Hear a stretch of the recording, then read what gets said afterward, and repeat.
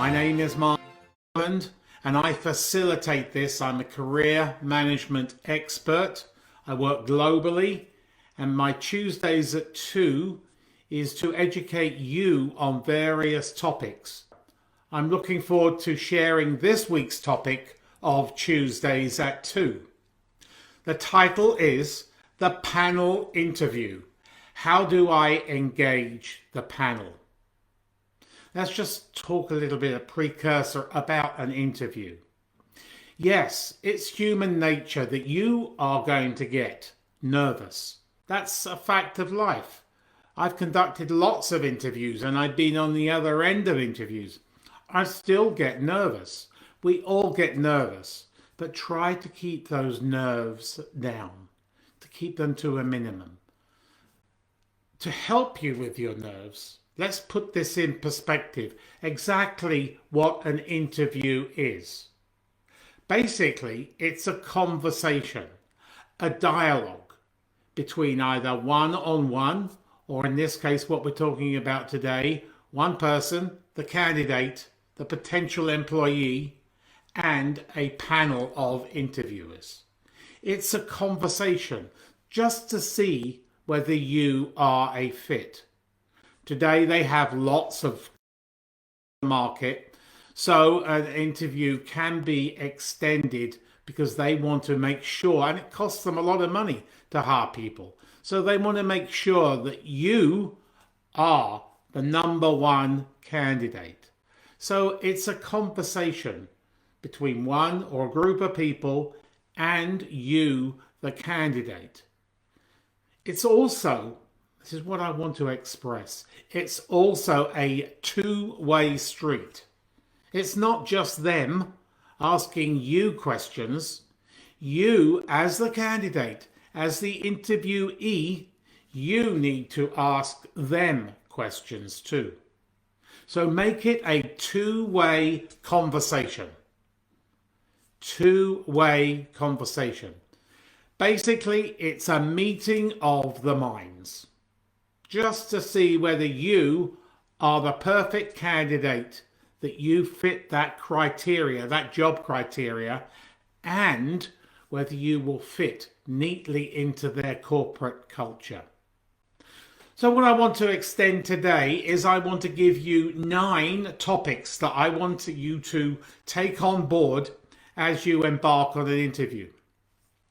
How sad would it be that you get to almost the end of your job search and you're really excited and hopefully you're getting multiple interviews, but then you let it down by your bad interviewing skills, even though you may be the perfect candidate.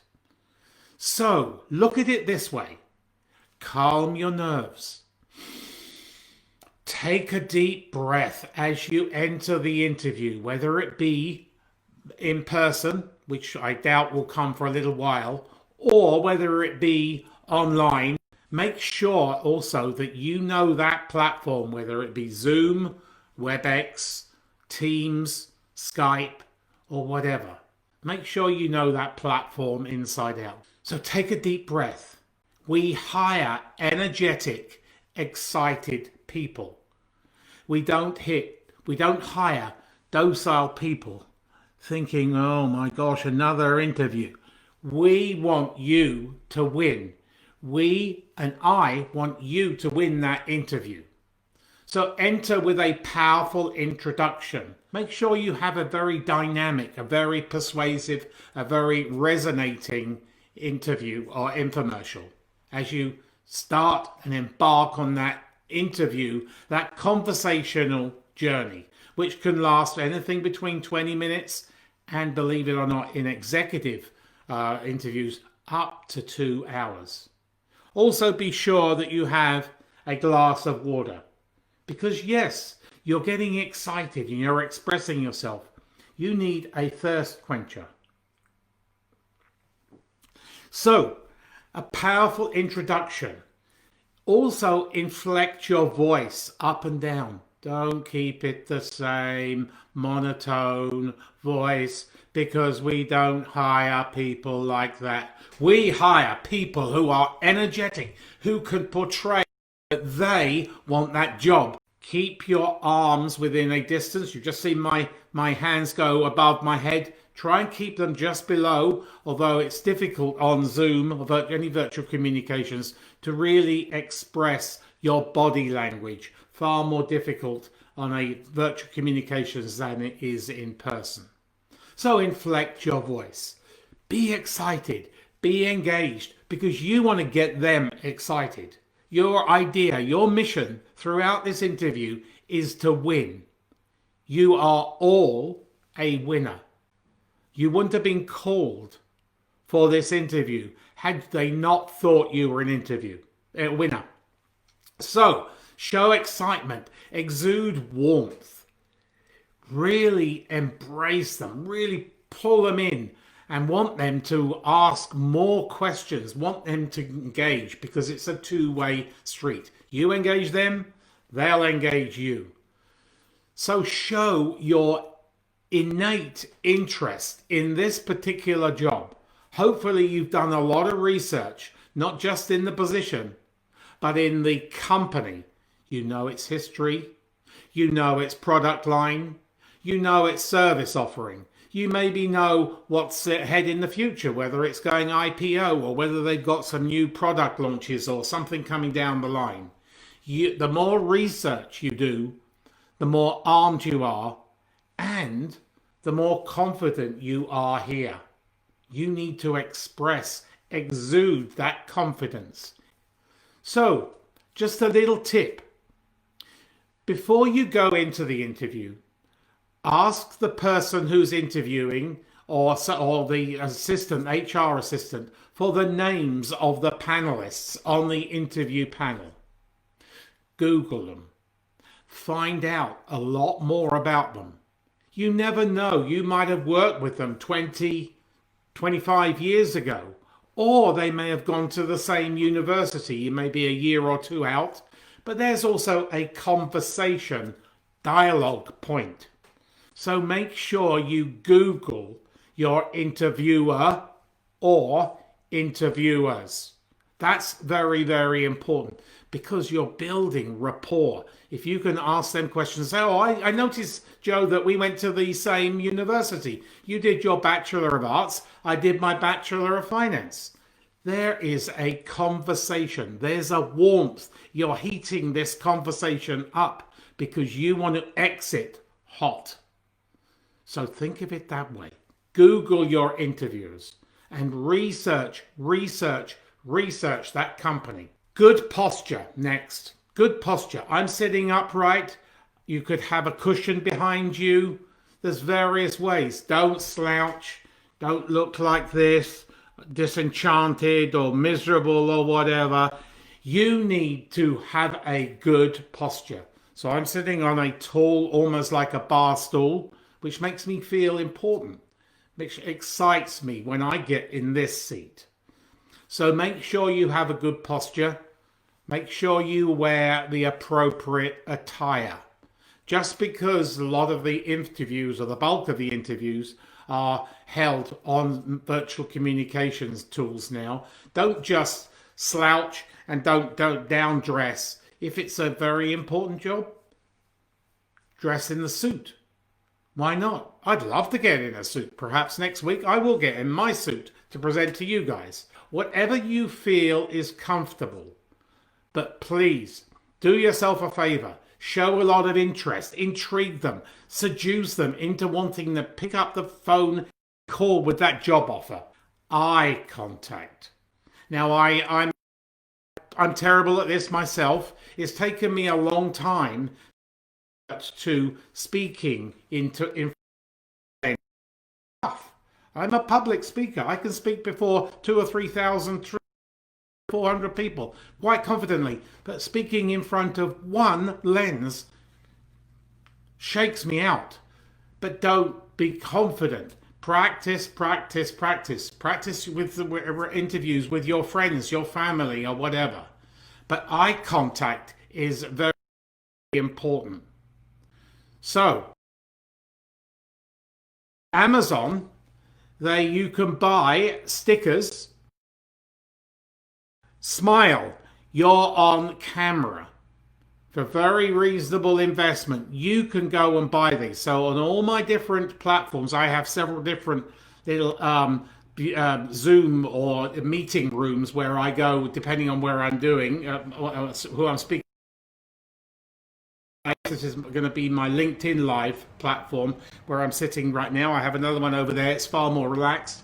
But make sure in the front and on top of your camera, you put this. You need to smile. You need to look that in the eye all the time. I sometimes tend to do this and say, so people say to me, oh, you're looking down. They have to adjust me. So keep your eyes. So this is probably a little investment. It's going to go a long way. Show that you are looking into the camera. Pay attention to each panelist. Now, when it's live, of course, it's totally different. Somebody will be sitting on the left in front of you. Somebody will be sitting in front, right, immediately in front of you, and then somebody will be sitting to the right, maybe to three. Normally, it's an odd number of panelists, so 3 or 5. And you get the chance to move, and you get the chance to directly speak to them. But on Zoom or Teams or WebEx or any other platform, you are speaking to one camera lens. So make sure you speak directly to them and keep each panelist excited and involved in the conversation. That's what it is.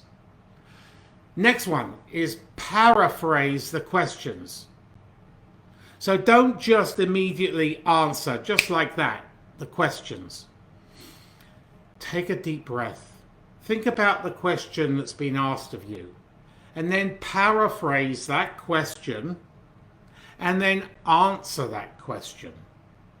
Be very confident in the answers you give. Be very clear. And then encourage a little bit of dialogue. Maybe say, well, what do you think?